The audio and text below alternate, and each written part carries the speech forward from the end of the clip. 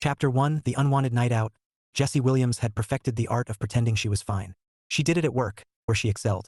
She did it at family dinners, where everyone insisted her life was so glamorous. And she did it on nights like this, when her friends dragged her somewhere she had no desire to be, insisting she needed to get out more. The club pulsed with bass that rattled the metal fixtures on the walls. Lights flickered like someone had handed a toddler control of the switchboard. People swayed, shouted, laughed, and performed for the room as if they'd come to audition for a music video rather than unwind after a long week. Jessy sat at a small high-top table near the edge of the dance floor, nursing a drink she didn't particularly like. She'd positioned herself in the perfect spot, close enough to her friends that she couldn't be accused of hiding, but far enough that she could pretend to be absorbed in people watching. Her friend Kendra flounced over, cheeks flushed with dancing. "Jess, you are not blending into the walls tonight. Do you hear me?" "I'm very blendable," Jessy said. "It's a skill. Top 5 on my resume." Kendra groaned. "Come dance with us. One song. One day," Jessy countered. "Not today. You say that every time. Consistency builds trust." Kendra opened her mouth, undoubtedly to offer some motivational speech about living life, seizing nights, embracing joy, but the song changed, and she squealed, "I love this one," and bolted before Jessy could point out she loved every song after 3 cocktails. Left alone again, Jessy exhaled. Clubs had always felt like theater to her. Everyone trying to look carefree, attractive, spontaneous. Everyone trying not to look like they were trying. Too much pretending in one room. She sipped her drink, something vaguely fruity that left a sugary film on her tongue, and let her eyes drift to a booth a few tables away. A group of men crowded around a round table, laughing and tossing back drinks. Except one. He looked exactly how she felt. Not miserable, not sulking, just present in a way that suggested he'd rather be present somewhere else. His eyes drifted across the room, not evaluating people, not seeking anyone, just quietly observing, as if counting the minutes until social obligation released him. Their gazes crossed. Her stomach tightened, startled. But he didn't look away. He gave a tiny, polite nod, an acknowledgement between 2 introverts forced into extrovert territory. It was ridiculous that such a small gesture could warm anything inside her, but it did. Jessy swallowed. Maybe it was the noise. Maybe it was the drinks. Maybe it was the tidal wave of exhaustion she'd been carrying for months. Whatever the cause, boldness rose in her chest like carbonation. Before she could stop herself, she slid off her barstool and walked toward him. His friends noticed her arrival before he did, because of course they did. One elbowed him. Another whispered something loudly enough that she could guess the nature of the comment. The man blinked up at her, surprised, but his expression softened almost instantly. "Hi," she said, voice too loud over the music. "Hi," he echoed, leaning closer so she could hear him. His voice was warm, steady. "Can I help you?" This was the moment she should back out gracefully. Return to her drink, pretend she'd come over to ask for directions to the restroom. But honesty had carried her this far, and exhaustion kept her steady. "I'm going to be blunt," she said. "I don't want to be here." He blinked again, and then laughed, short and startled. "Wow, that's refreshingly direct. And you," she added, jerking her chin toward him, "look like you don't want to be here either." His smile broadened, amused. "You're very perceptive. I practice." "Are you here under duress?" he asked. "My friends dragged me." She lifted a finger toward the dance floor, where Kendra was spinning like a human glitter tornado. "Same," he said. He gestured toward his group. "Apparently turning 35 is cause for a mandatory guys' night out. No one asked me." It was her turn to laugh. He had a low, pleasant way of speaking, as if every sentence were delivered with a shrug and a smile. "I'm Jessy," she said. "Kyle," he replied.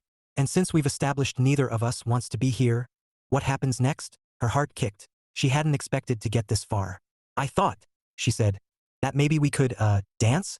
Just long enough to get away from our respective captors. Then maybe talk." Kyle tilted his head. "You want to escape with me?" "Yes, temporarily." "Well, who am I to deny a fellow prisoner a chance at freedom?"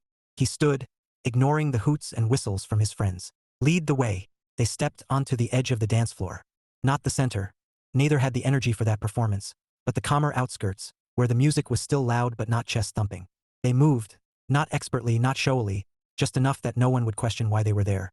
Periodically, they leaned close enough to speak. "So," Jessy said, trying to shout without yelling, "why don't you want to be here?" He gave a modest shrug. "Too much noise. Too much everything. I prefer conversations where I can hear the other person." "Same. And," he added, "there's the fact that I'm officially too old for whatever is happening over there." He pointed toward a group of 20-somethings dancing around a guy who looked like he was trying to levitate via poor decision-making. Jessy snorted. "Accurate. So what about you?" Kyle asked. "Why were you dragged out?" Because I apparently work too much and don't enjoy life, which is dramatic and also slightly accurate. Ah, he said, an intervention disguised as a night out. Exactly. He smiled again, this one softer. They danced long enough that their respective friend groups grew distracted. When they slowed, Kyle leaned in and said, "There's a coffee shop across the street. It's quiet. We could talk without shouting." Jessy's relief was so immediate she nearly answered before he finished speaking. "Yes, please, yes." Kyle nodded and gestured toward his booth. "Let me inform the peanut gallery before they assume I was kidnapped." "I need to do the same," Jessy said. Both friend groups erupted in a chorus of catcalls when informed. Jessy felt heat blaze across her cheeks, but Kyle didn't seem flustered. He simply waved them off with a look of long-suffering patience. They stepped out of the club together, the cold night air wrapping around them like a blessing. For a few seconds, they just stood there, letting their ears recalibrate, letting the quiet sink in. The muffled thump of the club faded behind them. Kyle looked at her, eyebrows raised slightly, as if to check whether she was still sure. "You ready for that coffee?" he asked. Jessy exhaled a small smile, one she didn't have to fake. More than ready. Together they crossed the street toward warm lights, the promise of conversation, and, though neither knew it yet, the beginning of something both thought they'd stopped hoping for. Chapter 2: Coffee, Honesty, and First Impressions. The bell over the coffee shop door chimed with a soft, almost apologetic ring as Jessy and Kyle stepped inside. Compared to the club across the street, a neon-lit vortex of noise, the cafe felt like stepping into another dimension entirely. Warm lighting, the faint smell of roasted beans, the low hum of quiet conversation. A haven. Jessy exhaled as though she'd been holding her breath for an hour. Kyle noticed. "That good, huh?" "You have no idea," she said, rubbing her temples gently. "I swear that club is engineered to shorten lifespans. Loud enough to knock a few years off," he agreed. They found a small table by the window, the kind meant for late-night conversations and writing the next best-selling novel. Kyle pulled out her chair first, subtle, unshowy, like he wasn't even thinking about it. Jessy blinked, surprised at how unfamiliar the gesture felt. She suspected that said more about her past than about him. Once they were seated, Kyle took a moment to look over the menu chalked on the wall. "All right," he said. "The million-dollar question. Coffee or tea?" "Coffee. Always," Jessy said. "Good. I was afraid we were going to have an irreconcilable difference." She grinned. "Tea would be a deal-breaker?" "Not really," he admitted. "But I'd be quietly judgmental about it." They ordered, her a caramel mocha, him a plain black coffee. "Boring, I know," he joked. "But the caffeine is what matters." When the drinks arrived, still steaming, they settled into the comfortable quiet that only exists between people who don't feel the need to impress each other immediately. Kyle blew on his coffee before taking a sip. "So, Jessy," he began, leaning back, "what line of work forces your friends to conduct interventions disguised as club nights?" "I'm in communications," she said. "Corporate strategy, PR, that sort of thing." He raised his eyebrows. "Sounds important. It's organized chaos, but yes, I like it. It makes sense to me. People can be unpredictable, but storytelling, messaging, those I can manage." "Do you ever get tired of talking people into things?" "Often," she said. "But then I remember I get paid for it, and that helps." Kyle laughed. "Fair enough. What about you?" she asked. "I'm in IT, systems and infrastructure." He gave a small shrug. "It's not glamorous, but I'm good at it." "There's something to be said for reliability," Jessy said. "And for people who can keep the internet working." "That's what I tell people," Kyle replied. "Though my friends insist it's nerd stuff.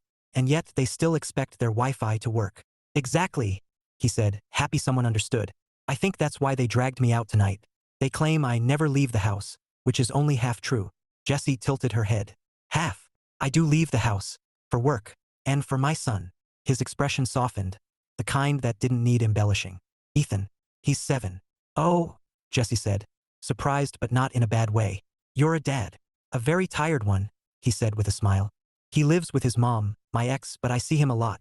We co-parent pretty well, actually." "That's refreshing. Usually you hear horror stories." "We had rough patches in the beginning," Kyle admitted. "But we both love our kid more than we dislike each other. So that helped." Jessy admired the way he said it. Calm, sincere, without bitterness. She'd heard men talk about their exes before. It was rarely this gracious. "And your friends?" she asked. "Are they always this insistent about dragging you into fun?" "They're good guys," Kyle said. "Loud, easily excitable, convinced that single parents need to get out there. And by there, they mean dance floors and questionable drink specials." Jessy smiled into her mocha. "Sounds familiar." "So," Kyle said, folding his hands on the table, "how often do you let yourself be kidnapped by your friends?" Jessy hesitated. Honesty. She decided on honesty tonight. Hadn't she? "Not often," she admitted. "I used to be more social. A few years ago. But I slowed down. Life happened. It left a dent. Kyle's expression shifted.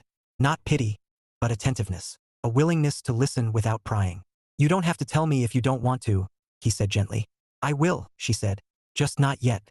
It's a long story. Long stories pair well with coffee, he offered. No pressure, though. She appreciated that. More than she expected to. Outside, the street lamps cast long reflections onto the wet pavement, remnants of a light drizzle earlier in the evening. People hurried past, wrapped in coats, shoulders hunched against the cold. Inside, warmth settled around them like a blanket. Kyle tapped his fingertips against his mug. Can I ask you something a little bold? She raised an eyebrow. Bold how? Not irresponsible bold, he clarified. More like, curious bold. All right, ask. When you walked over to my table, what were you expecting? Or hoping for? Jessy blinked. That was bold. I wasn't expecting anything, she said truthfully. I just noticed you looked as uncomfortable as I felt. And I figured, if I was going to be miserable, I might as well be miserable with someone who understood. Kyle nodded slowly, as if her honesty meant more than she realized. Well, for what it's worth, I'm glad you did. His tone was simple, not flirtatious, not suggestive, just earnest. Jessy's stomach did an unfamiliar little flip anyway. She tried to laugh it off. Let's not romanticize the fact that we bonded over mutual suffering. Fair point, he said. But still, it's nice. It was nice. The conversation drifted to lighter topics. Work annoyances, terrible jokes from their respective friend groups, Jessy's dislike of karaoke, Kyle's embarrassing inability to remember song lyrics, and each time they shifted topics, the flow remained smooth, comfortable. Hours passed without her noticing. At one point, she checked her phone only to see it was nearly midnight. She winced. Wow, I didn't mean to monopolize your evening. You didn't, Kyle said. Honestly, this was the best part of my night. She felt warmth spread across her chest again. Gentle, cautious, surprised. Mine too, she admitted softly. They walked outside together, stopping at the corner where their paths diverged. Kyle shoved his hands into his pockets. I'm not going to pressure you for your number or anything, he said. But if you want to talk again sometime, I'd like that. Jessy took a breath. Her instinct was to withdraw, to protect the tender spaces inside her. But something about Kyle felt safe. Not predictable, but grounded. I'd like that too, she said, and offered him her phone. He typed in his number, handed it back, and gave her a smile that felt warm even in the cold night. Good night, Jessy. Good night, Kyle. She walked home with a strange, buoyant feeling. A spark she hadn't felt in years. Not love, not infatuation. Something smaller, quieter. Hope. Chapter 3, Chance or Fate. By Wednesday afternoon, Jessy's brain felt like it had been wrung out, dried, and folded into a paper crane. Work had been a parade of back-to-back meetings, 3 emergency requests, and 1 baffling email chain that could have been solved with a 30-second conversation. If only people believed in such things. By lunchtime, she desperately needed fresh air and something edible that wasn't a protein bar. Her usual cafe, quiet, mellow, predictable, was the obvious choice. She stepped inside, already imagining a soup and sandwich combo that didn't require emotional labor. She scanned the room for an empty table, and froze. At a small booth near the back, Kyle sat with a little boy who looked like a miniature whirlwind made of enthusiasm. The boy, presumably Ethan, was dramatically retelling something, complete with hand motions big enough to qualify as interpretive dance. Kyle listened patiently, smiling in a way that softened his whole face. Jessy hesitated. Was this weird? Was it intrusive? Should she quietly pretend she hadn't seen them? Before she could decide, the miniature whirlwind spotted her. The boy pointed, loudly. Dad, someone's looking at you. Jessy nearly died of mortification on the spot. Kyle turned. His expression flickered in surprise before warming instantly. Oh, Jessy. Hey, he called, waving her over without hesitation. Come say hi. Well, there went her chance to escape unnoticed. She walked toward them, trying to look less like someone caught mid-stare. Hi, she said, smiling nervously. Sorry, I didn't mean to interrupt. I was just coming in for lunch. No interruption at all, Kyle said, standing slightly as she reached the table. This is my son, Ethan. Ethan grinned up at her. Hi, I'm 7. Jessy nodded solemnly. That's a very good age. It is, he agreed emphatically. I'm practically grown up. Oh, absolutely, she said. At 7, you're basically ready to run a small country. Ethan's eyes widened with possibility. Dad, can I? Kyle laughed. Not today, buddy. Jessy relaxed a little. Kids weren't usually her strong suit, but Ethan made it easy. Bright-eyed, talkative, completely unfiltered. Are you Dad's friend? Ethan asked. Jessy glanced at Kyle, whose eyebrows rose as if he too was curious about the answer. She cleared her throat. We met at a coffee shop, she said. We talked. Like talking? Ethan pressed. Or boring grown-up talking? Kyle winced. Ethan, What? Ethan said. Grown-ups talk weird. Jessy bit her lip to keep from laughing. We talked normally. Mostly. Satisfied or simply distracted by his chocolate chip muffin. Ethan turned his focus back to his plate. Kyle gestured to the seat at the end of the booth. You want to join us? Unless you're trying to escape humanity today. Actually, she said. You two might be the best humans I've encountered all morning.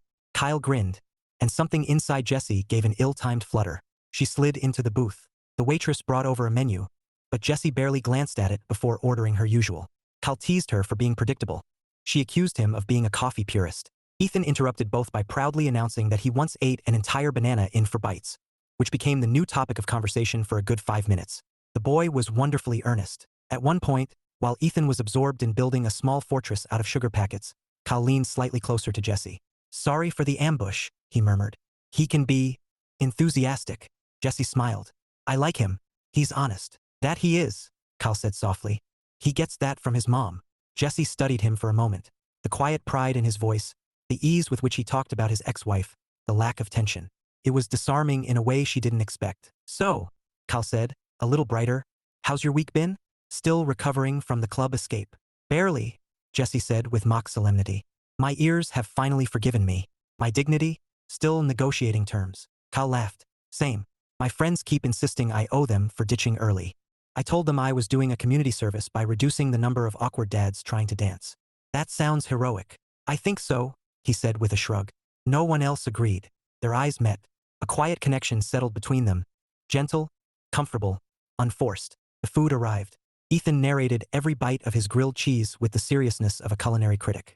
Kyle listened with the kind of patience Jessy found, well, attractive. More than attractive. Impressive. Halfway through lunch, Ethan suddenly turned to Jessy. Do you like my dad?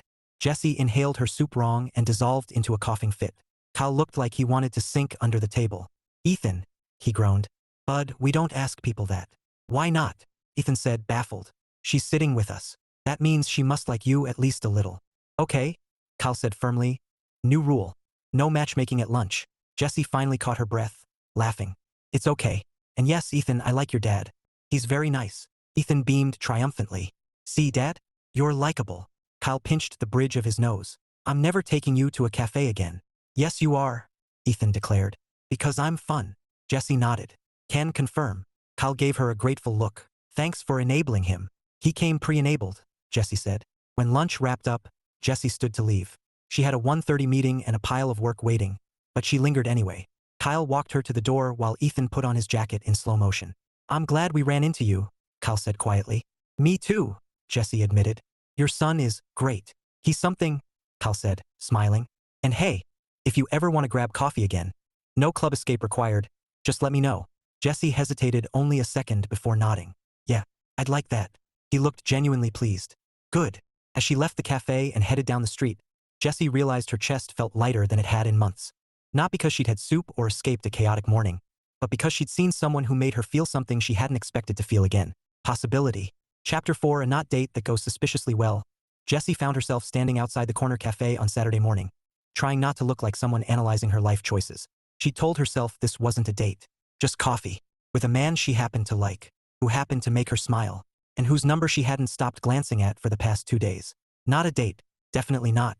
She tugged her scarf a little tighter as the door swung open and Kyle stepped out, spotting her instantly. There you are, he said, smiling in a way that hit her harder than the cold wind. I was starting to think you got cold feet. I don't get cold feet, she said. I get temperature-conscious toes. He laughed. Well, your toes made it. Come on inside before they stage a revolt. The cafe was already half full, weekend regulars with laptops, couples sharing pastries, the barista who remembered everyone's usual drinks. Jessy almost wished the place were less comfortable, less perfect for a not date. Kyle led her to a corner table. Same thing as the other night, he asked. Yes, she said, then added, wait, that didn't sound predictable, right? It sounded consistent, he said. Consistency builds trust, remember? She groaned. Don't use my own words against me. It's one of my few talents. After ordering, they settled in. Jessy wrapped her hands around the warm mug, letting the steam soften the tension she hadn't realized she was carrying. So, Kyle said, leaning back, no club invites this weekend? Thankfully, my friends are focusing on their own chaos for a while. Good. I was afraid they'd attempt a sequel. Oh, they will, she said. But I'm prepared. He raised an eyebrow. Prepared how? I'll suddenly remember I have important laundry to fold. Kyle grinned. Classic avoidance strategy. She hesitated, then nodded toward him. Do your friends do the same? Drag you out even when you're mid-laundry? Oh, definitely, he said. They mean well. But sometimes I wish they'd understand that a quiet night is still a night. Agreed.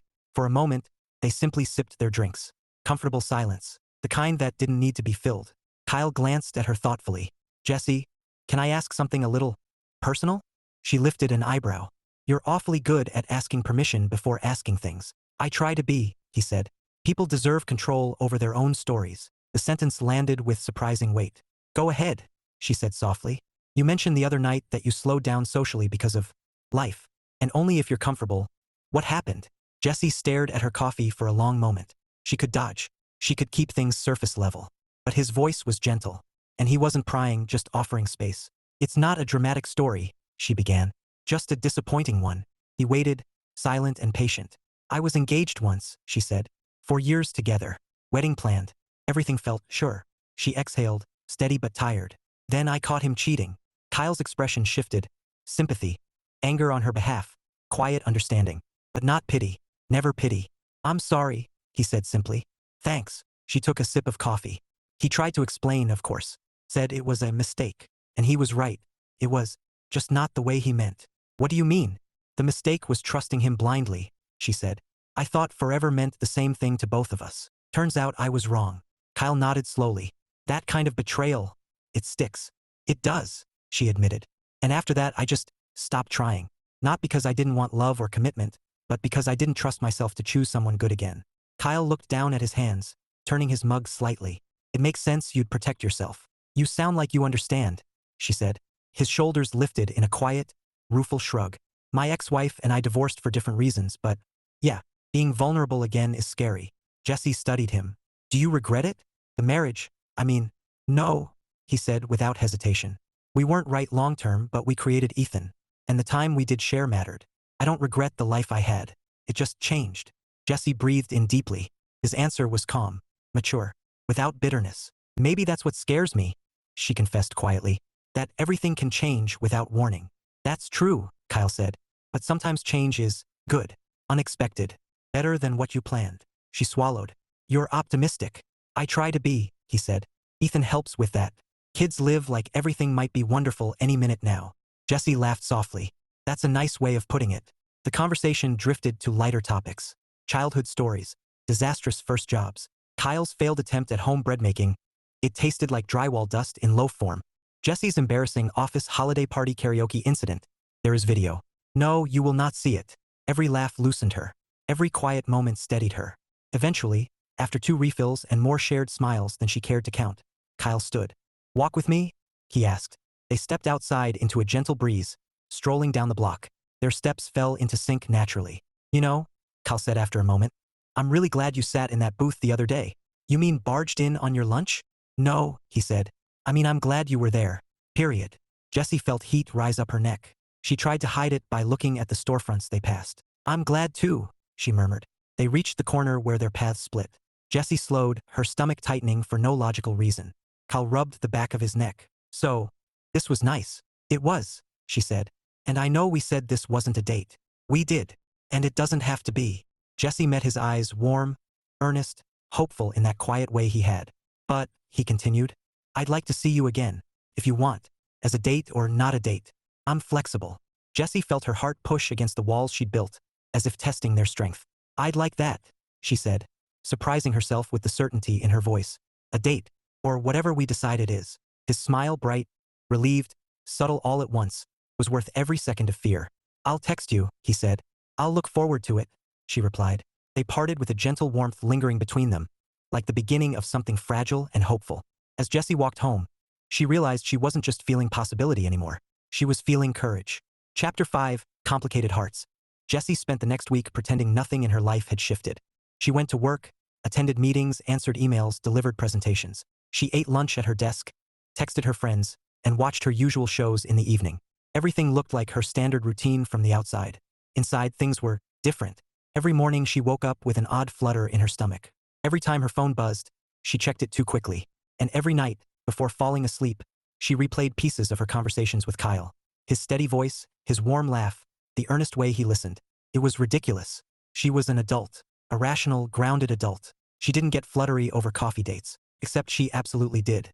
Her friends noticed within 30 seconds. "So," Kendra said on Friday night, leaning across the restaurant table with narrowed eyes. "You're glowing." Jessy nearly choked on her drink. "I am not." "You are," insisted Marie, who had the observational accuracy of a high-end satellite. "You look like a woman who has secrets." Jessy tried to keep her expression neutral. "I have no secrets." "Lies," Kendra said. "Your face is screaming secrets." "I'm not. My face doesn't scream anything. It's practically singing," Marie added. Jessy set her fork down and glared. "Fine. There's someone I've been talking to. A little. Tiny bit. Barely." Both women froze. "Who?" Kendra demanded. "Is the tiny bit barely person?" "No one," Jessy said quickly. "Really. Just a guy I met. His name is Kyle." Marie gasped dramatically. "A name? Oh, this is serious." "It is not serious." Kendra leaned in even farther, eyes wide. "Is he cute?" Jessy hesitated, and that was enough of an answer. "Oh my God," Kendra whispered. "He's cute." "A father?" Marie asked suddenly, as if reading invisible notes. "You said his name like someone who would have a child." Jessy stared. "How did you?" "It's a gift," Marie said modestly. "So? Is he a father?" "Yes," Jessy said slowly. "He has a son. Ethan. He's 7. Kendra's eyebrows shot up. "You met the child already?" "Accidentally," Jessy protested. "I walked into a cafe and he was there. I didn't meet him by design." Her friends exchanged a look, the kind that implied 7,000 silent conclusions. "Oh, please don't say anything," Jessy begged. "It's new and fragile, and I don't want to ruin it by overthinking." "No judging," Marie said, reaching across the table to pat her hand. "Families come in all shapes. We like this for you," Kendra added. "Just be careful with yourself, okay? You have a tendency to jump heart first." Jessy opened her mouth to argue but closed it quickly. Because they weren't wrong. She had jumped heart first once. It had cost her a future she'd once believed was permanent. She wasn't eager to repeat that kind of heartbreak. By the time she got home, their warnings had rooted deeper than she intended. Curled under a blanket on her couch, she stared at her quiet apartment. The dim lamp, the stack of books, the shoes she'd kicked off by the door. Everything exactly the same as always. But instead of comfort, she felt that old familiar sting. She wanted more. A home with laughter. Shared meals. A life intertwined with someone else's. Did she dare want that again? Her phone buzzed. "Kyle, hey Jessy. Hope your week wasn't too brutal. Want to grab dinner tomorrow? Something low pressure. No club entrances. No catcalls. Promise." She smiled despite herself. Her heart fluttered and her stomach tightened.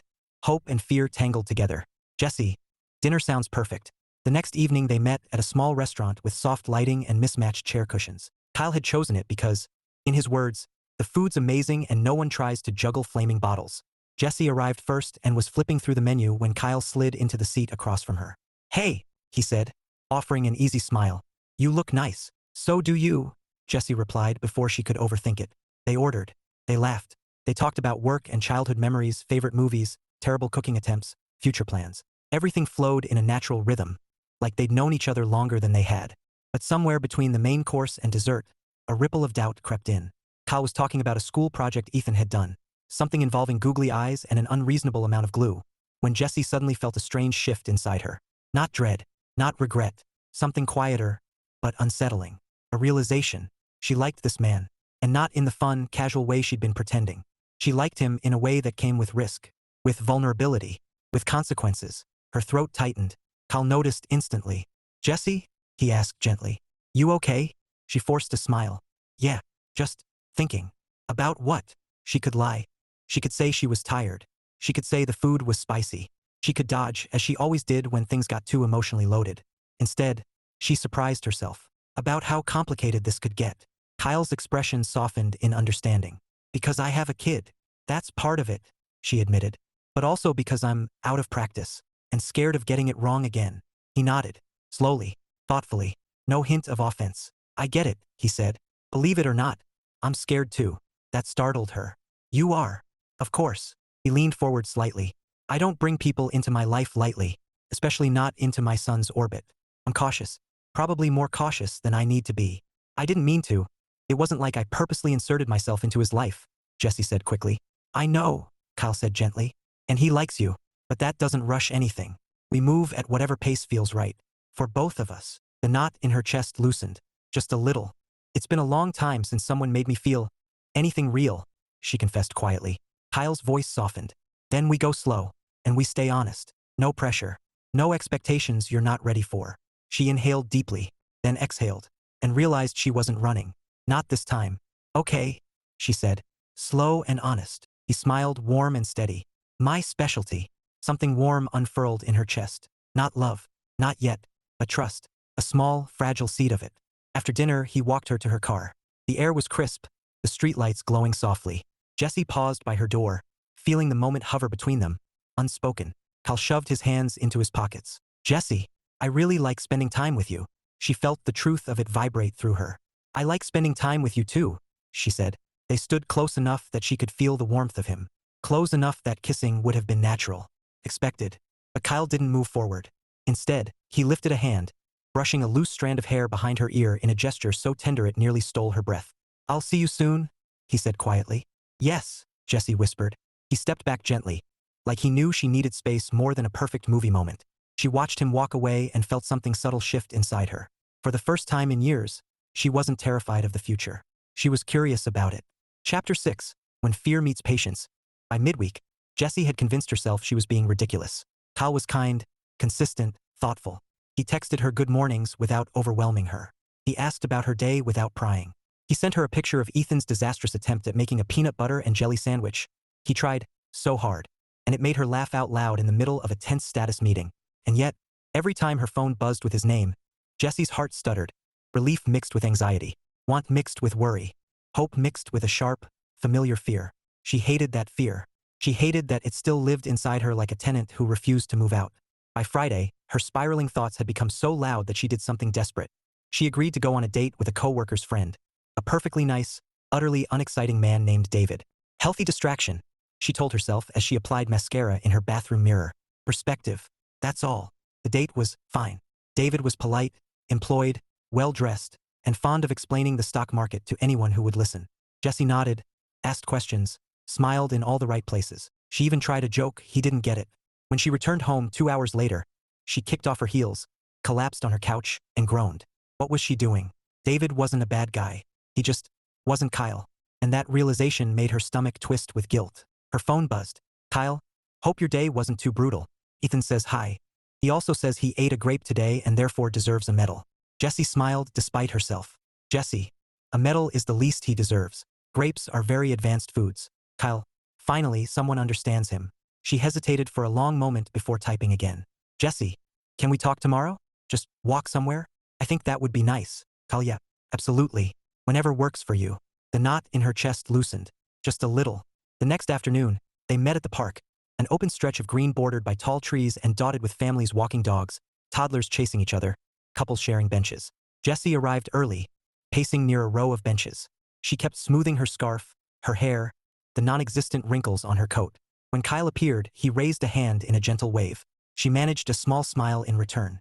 Hey, he said softly when he reached her. Everything okay? She nodded, then shook her head, then sighed. That's the problem. I don't know. He gestured toward a pathway lined with oak trees. Walk with me. They fell into step side by side. For a minute, the only sound was the crunch of dry leaves underfoot. Jessy, Kyle said eventually, you don't have to tell me anything you don't want to, but you said you wanted to talk. She inhaled, steadying herself. I like you, she said. A lot, actually, and that scares me. He didn't react with surprise or eagerness, just quiet attention. I thought I was over my past, Jessy continued, but apparently I'm not as untangled as I hoped.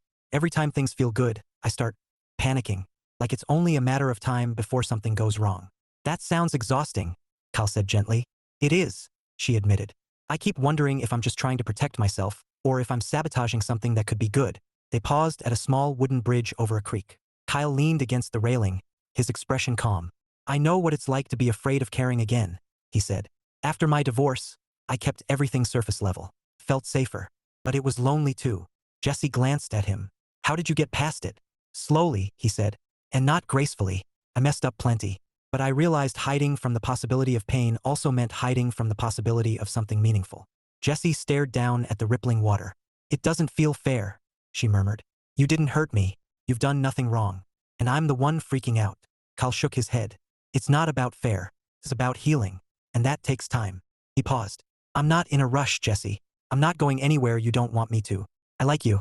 I enjoy being with you, and I'd rather move slow and build something real than crash into something too fast. The tension in her chest eased at his words. Honest, grounded, patient.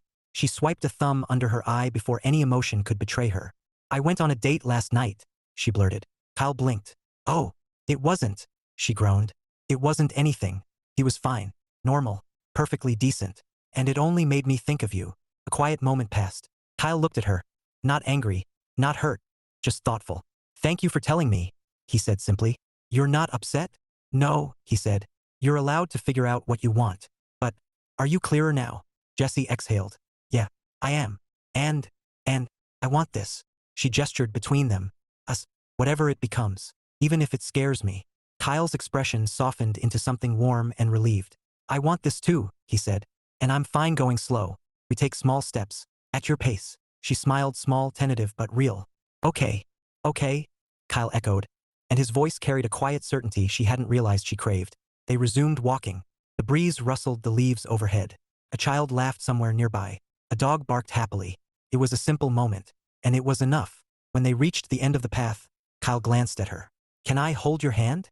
Jessy's breath caught. She nodded. He slipped his fingers into hers, warm, steady, gentle. Not possessive, not demanding, just there. She squeezed lightly. He squeezed back. And for the first time in a very long time, she didn't feel scared of moving forward. She felt ready. Chapter 7. The day everything tilts. Saturday morning arrived with crisp sunlight, and the kind of mild breeze that hinted spring was considering showing up early. Jessy stood outside the elementary school, trying not to look out of place among the small crowd of parents gathered for weekend pickup. She'd come with Kyle not because she needed to, but because he had asked, softly, tentatively, if she wanted to come along. Not as a meet-the-family milestone, but simply as part of a day they'd spend together afterward. She'd said yes before her nerves had time to intervene. Kyle parked and came around to walk beside her, his hand brushing hers every few steps, like he was checking to make sure she was still there. Jessy didn't mind. In fact, it grounded her more than she expected. You nervous? He asked as they approached the cluster of parents. Should I be? She teased. No, he said quickly. But, this is part of my world. I want you to feel comfortable. I'm okay, Jessy said, realizing she meant it. It's just new. Good new?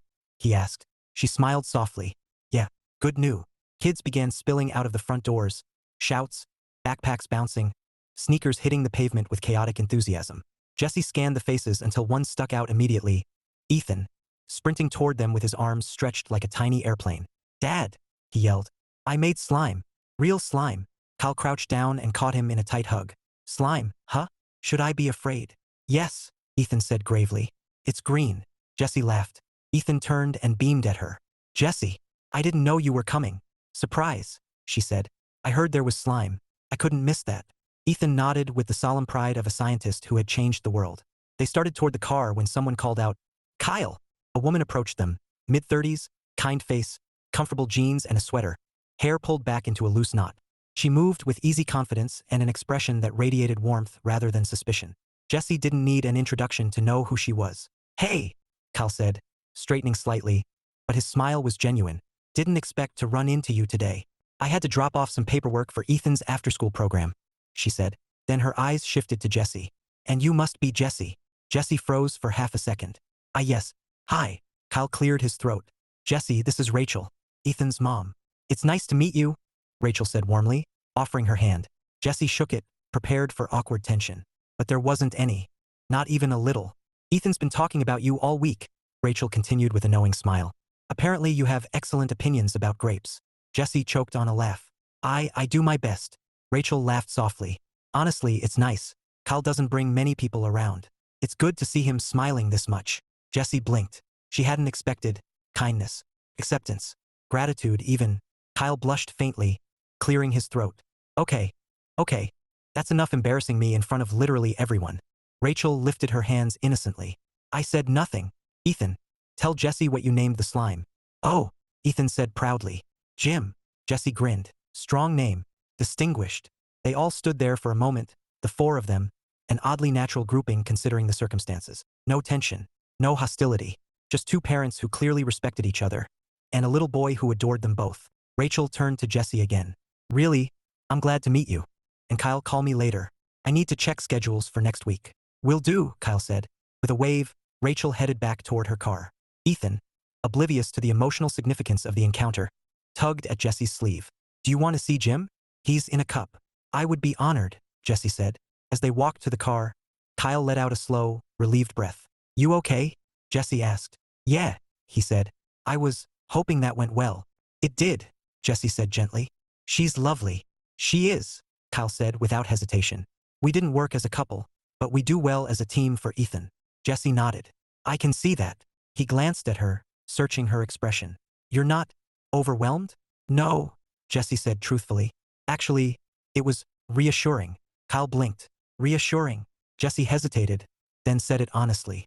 I guess I had a picture in my head, something messy or dramatic, but she's kind, and it's clear you two care about each other in the right ways. She paused. It made things feel more real, and less scary. Kyle didn't speak for a moment. His shoulders dropped a little, tension leaving him. I'm really glad, he murmured. They drove to a nearby park so Ethan could unleash some of his abundant energy. While he launched himself across a jungle gym, Jessy and Kyle settled onto a bench, a comfortable quiet falling over them. You handled that better than I expected, Kyle admitted. Some people hear ex-wife and immediately think complication. She's not a complication, Jessy said. She's part of your life, part of Ethan's life. And if I'm getting to know you, that means getting to know the things and people that matter to you. Kyle looked at her for a long moment, long enough that she felt her heartbeat speed up. You have no idea how much I appreciate hearing that, he said quietly. Jessy swallowed. It's just honest. A beat passed, warm and gentle. Then Ethan ran up, holding a little plastic cup triumphantly. Jessy, Jim wants to meet you. Jessy peered into the cup. He's very gooey. He likes you, Ethan said seriously. Jessy tried not to laugh. I'm honored to earn Jim's approval. Kyle leaned close, his voice warm. That's the highest praise he gives. Jessy smiled, but something deeper stirred in her chest. A feeling she hadn't expected. A sense of belonging.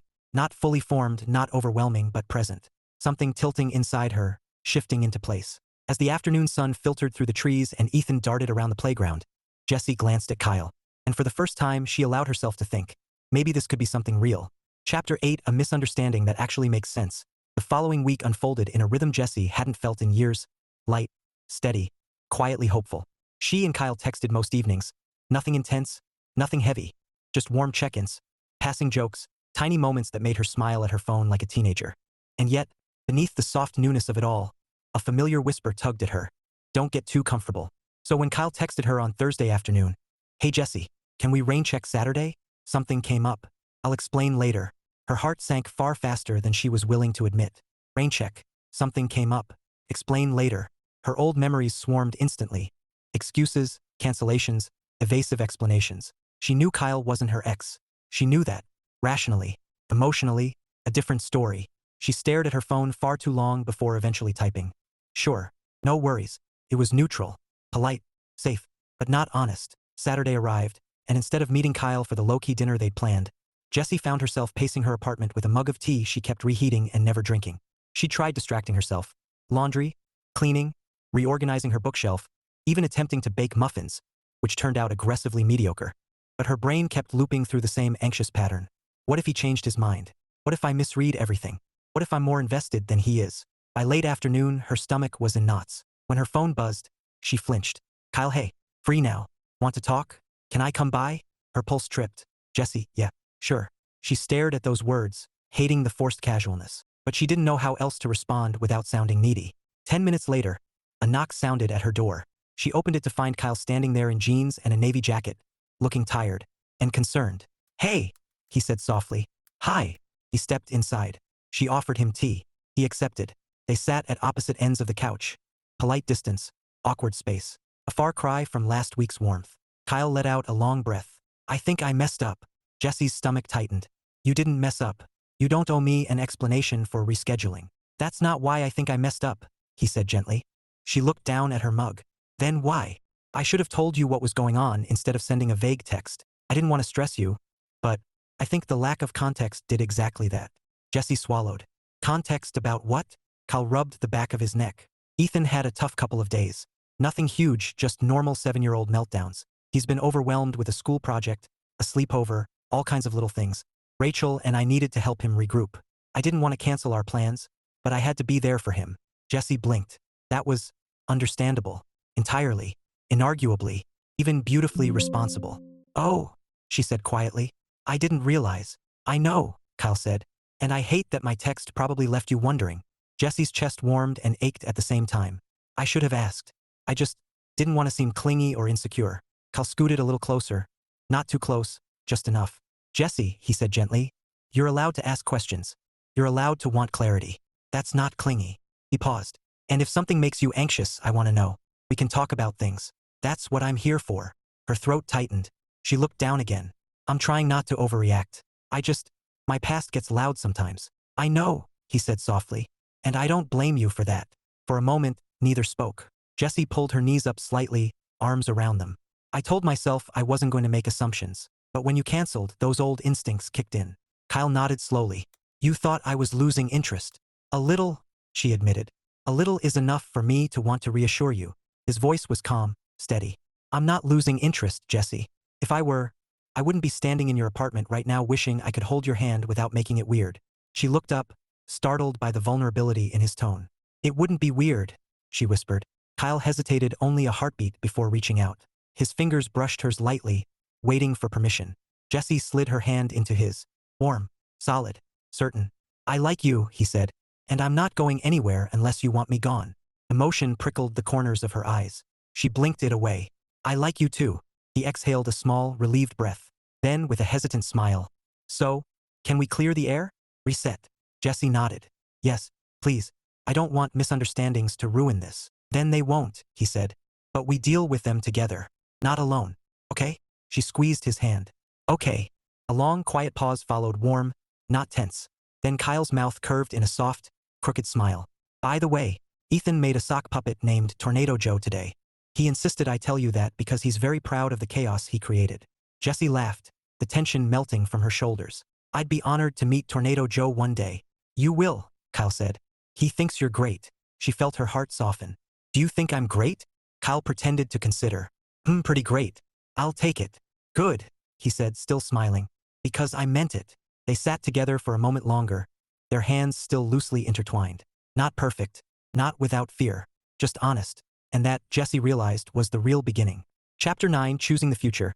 Sunday afternoon sunlight streamed across Jessy's living room as she debated between shoes, comfortable flats, or slightly dressy ankle boots. It was a silly dilemma.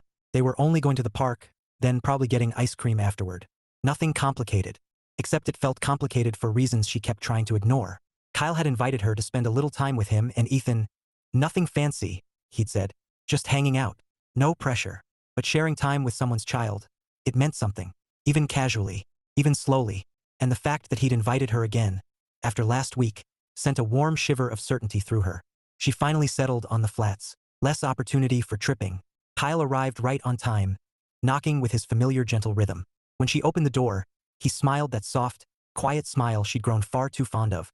Hi, he murmured. Hi. And then Ethan darted into view, holding up a stuffed dinosaur with mismatched button eyes. Jessy, this is Sir Chomp Salad. He's very hungry today. Jessy knelt to greet the dinosaur with a solemn nod. I will be cautious. You should be, Ethan whispered dramatically. He eats toes. Jessy quickly stepped back and lifted her feet. Ah, flats were a mistake. Kyle laughed. He's in a phase. It's an intense phase, Jessy said, standing. They headed out together, walking toward the park. Kyle and Jessy held hands loosely, a connection that felt natural, as though they'd been doing it far longer than a few weeks. Ethan led the charge toward the playground, immediately climbing the rope ladder like an explorer scaling a mountain. Kyle and Jessy settled onto a bench, watching him. He has a lot of energy, Jessy said. Oh yeah, Kyle replied. He stores it up overnight, like a phone charging. Jessy smiled. He's a good kid. Kyle's expression warmed. Thanks, I hope so. He surprises me every day. Jessy hesitated, then said it honestly. You're a good dad. He blinked, slowly, as though absorbing the words carefully. I try, but I always wonder if I'm doing enough. You are, Jessy said firmly. It's obvious. Kyle looked at her for a long moment, the kindness in his eyes deepening. It means a lot to hear that. She felt a flutter in her chest, soft but steady. After a moment, he asked, You doing okay? After last week. Jessy nodded, brushing her thumb across the back of his hand. I am. Talking helped, and I'm trying to let myself trust what's in front of me instead of what came before. He exhaled a quiet breath. Good. Because what's in front of you really likes you. Jessy rolled her eyes softly. You're lucky. That sounded charming. I'm very lucky, Kyle said, voice low. Before Jessy could respond, Ethan yelled from the top of the slide. Dad! Jessy! Watch this very dangerous thing. Kyle winced. Oh no. Please tell me it's not fire, Jessy murmured. No, that was last month, Kyle said. Jessy turned sharply. What? He grinned. Kidding. They watched as Ethan slid down the slide backwards on his stomach, arms spread like wings, shouting something unintelligible until he landed in a heap at the bottom. He popped up, triumphant.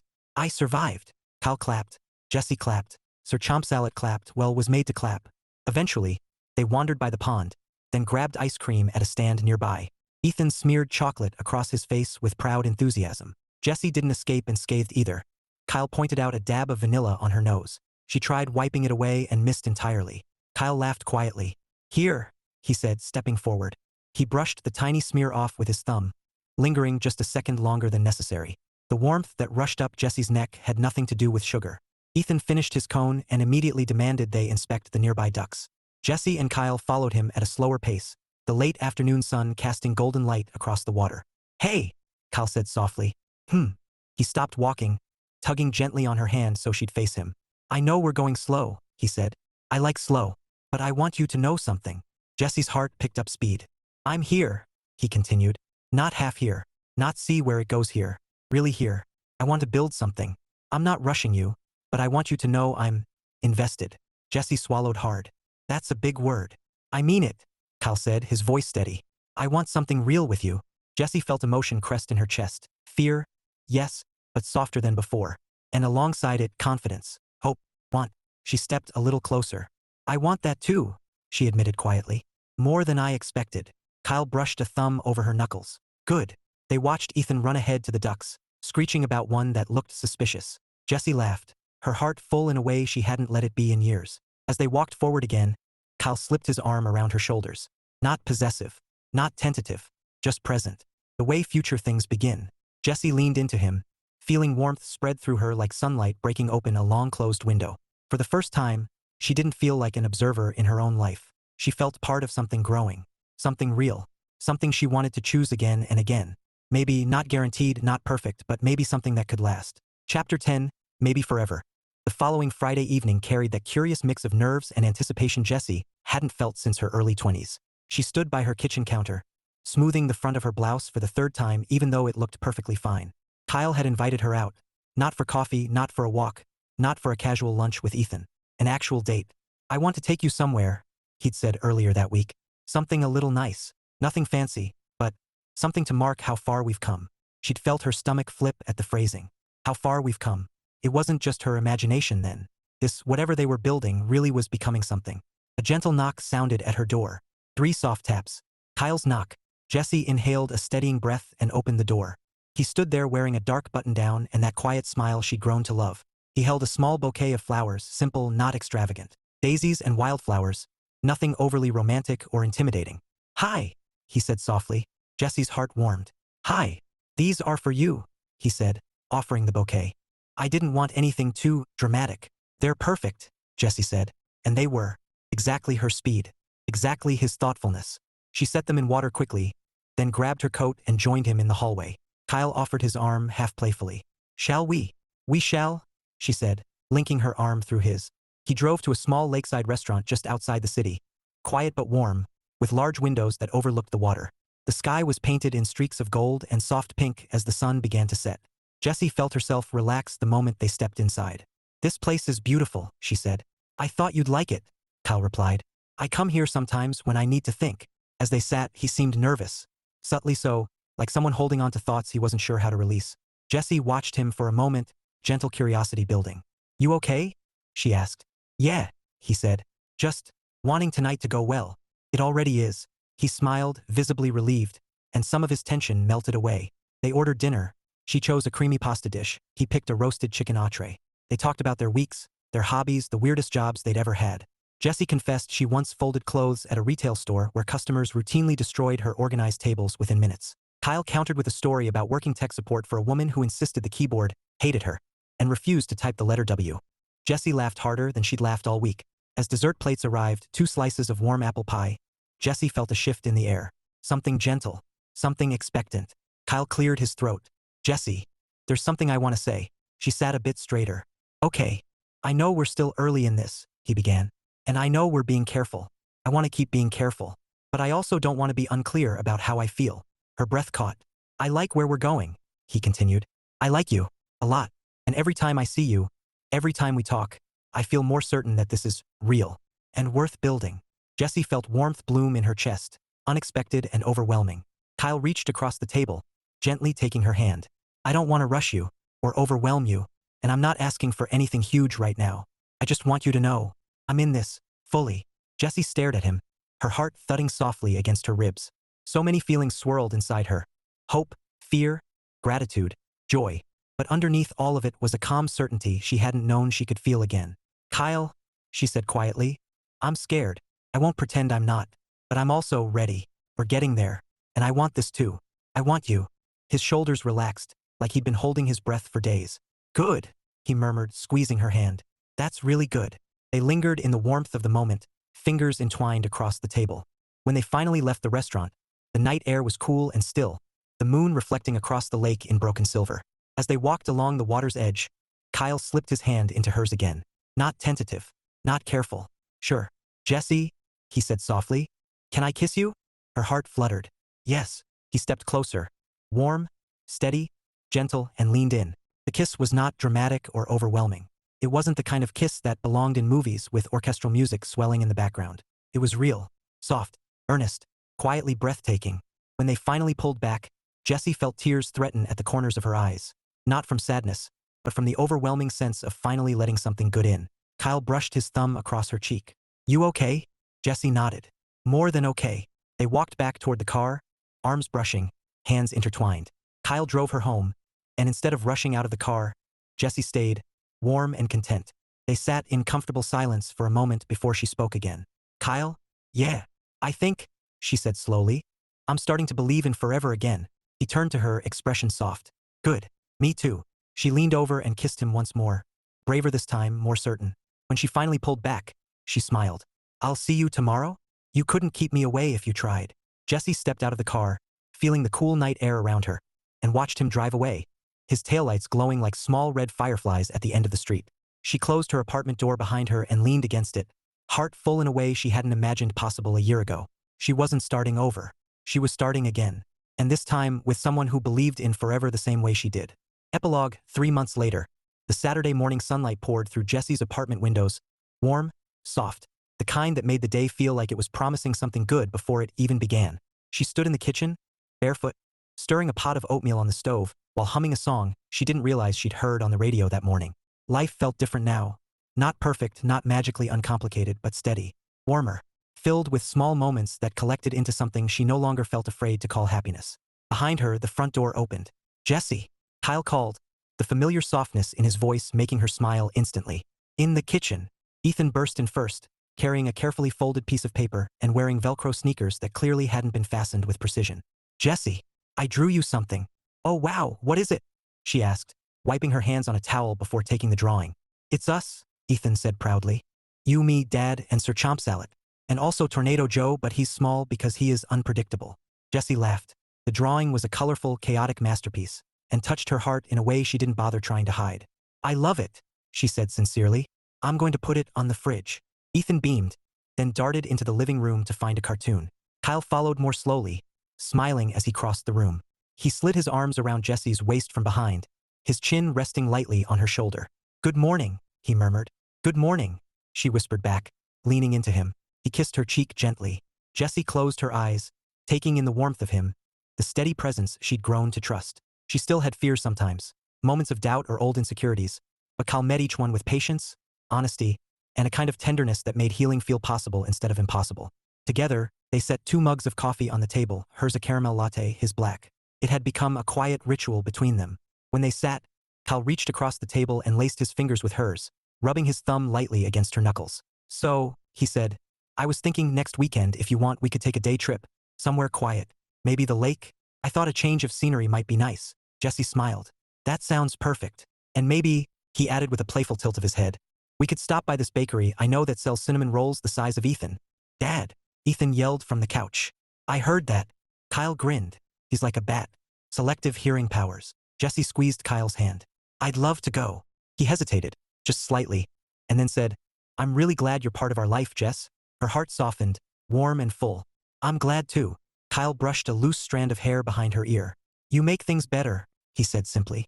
She felt emotion swell in her chest. Not scary this time, not overwhelming, just real. 3 months ago, she'd been afraid of everything. Love, trust, possibility. She'd assumed her future was something she simply had to endure, not embrace. Now she saw mornings like this. Messy, sweet, ordinary, hopeful. Ethan's laughter from the living room. Kyle's hand in hers. The scent of oatmeal and coffee filling the air. A drawing on the fridge that looked like a beautiful, chaotic promise. Maybe forever didn't have to mean perfection. Maybe forever meant this, choosing each other again and again, not out of fear of being alone, but out of joy in not having to be. And as Kyle leaned in to kiss her, slow, warm, familiar, Jessy realized something with quiet certainty. She was exactly where she was meant to be. Not starting over, starting again, with someone who believed in forever the same way she finally did.